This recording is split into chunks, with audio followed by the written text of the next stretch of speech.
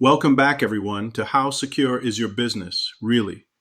I'm your host, Noel Alexander. So, if you tuned in to our last episode, you probably remember us talking about access control, the locks on the doors, so to speak. Today, though, we're going even deeper inside the building. Think of data protection as the vault in the back room. If someone manages to pick your locks or even sneak in behind you, that vault is the final safeguard for the real treasures, your data. And when we talk about data protection, we're really talking survival at this point, not just ticking an IT compliance box. If there's one thing I see all the time in my consulting work, it's businesses of all sizes playing catch up after the fact. Just last year, I worked with a small marketing firm, really fantastic team, but they skipped encryption on their sales laptop. It got swiped from a car and poof, every client file, every proposal just completely exposed. It wasn't the loss of hardware that gutted them, it was the breach of trust and, well, the legal headaches that followed. Now I want to contrast that with another story, a healthcare provider. And if you've worked in health, you know those patient records are absolutely sacred. One of their staff lost a laptop, but since it had full disk encryption, nobody could get at the records inside. No expensive lawsuits, no fines, no breach alerts. It was still stressful, but encryption saved them, no question. This is the core idea.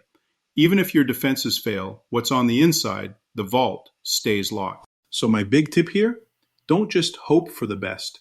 Make encryption your default for laptops, phones, servers, and especially anything moving out of your office. You don't want to learn this lesson the hard way. Let's shift over to backups and data retention, because honestly, this is where a lot of SMBs and even big players get caught flat-footed. Backups are your insurance policy, and yet, I can't tell you how often I find out a backup hasn't been tested in years. It's like discovering your fire extinguisher's empty in the middle of a blaze. Here's a real scenario. A midsize retailer thought they had it all sorted. Nightly backups, all automatic. Then ransomware hit. But the backups were online and, also got encrypted by the attacker. Suddenly, what should have been a couple of hours of downtime became weeks lost and millions down the hole. It wasn't pretty. Their turning point was moving to a better system, offline and immutable backups, plus real, scheduled disaster recovery drills. Trust me, the difference in sleep alone is worth it. Now, for anyone listening and thinking, well, how often should I check my backups? At a minimum, quarterly. But honestly, monthly is better. Every server, every cloud drive, every critical piece of data. And don't just restore the files, run a real test. See if your business can actually function from those backups. Quick refresher on the nerdy bits. Apply the 3-2-1 rule. 3 copies of data, 2 different types of storage, 1 copy offsite, or even better, offline. I might sound like a broken record if you caught our asset management episode, but the detail matters. Don't let 1 copy of data be your only hope. As for retention, are you keeping stuff longer than you need to, maybe just because it's easy? That's risk. Retention policies aren't just about compliance and cost. They're about not letting old skeletons stick around for years. Unchecked archives make cyber incidents worse and are magnets for legal trouble. Now, taking that one step further, let's talk about privacy, confidentiality, and getting rid of data properly. This is where a lot of SMBs win or lose trust. Too many folks think protecting PII or client records is just a compliance checkbox. But honestly, it's about showing respect for the people who keep your business running. We've all heard the horror stories. A global hotel giant leaks millions of passport numbers, and just like that, customer loyalty is gone. The fines are one thing, but those lost bookings and social media firestorms? Way worse. Meanwhile, I had a law firm client who discovered emails from 15 years ago still hanging around on servers. By simply setting a hard rule, 7 years then automated deletion, not only did they avoid unnecessary exposure, but they also cut storage costs.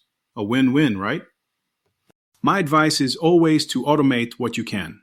Data classification tools can tag records, trigger retention rules, and help you keep on top of what needs saving or shredding. For the physical stuff, drives, files, work with a pro and demand a destruction certificate. Don't just toss an old computer in the recycling bin. And honestly, privacy by design isn't just jargon, it's a mindset shift. Build your systems and workflows so they actually protect privacy from day one, not as an afterthought. Even small businesses can bake in confidentiality. And when audits or client reviews come around, you'll be glad you did. All right, that's the vault, the backups, and the privacy puzzle, all cornerstones of real data protection. Hope you got some practical next steps out of today's episode.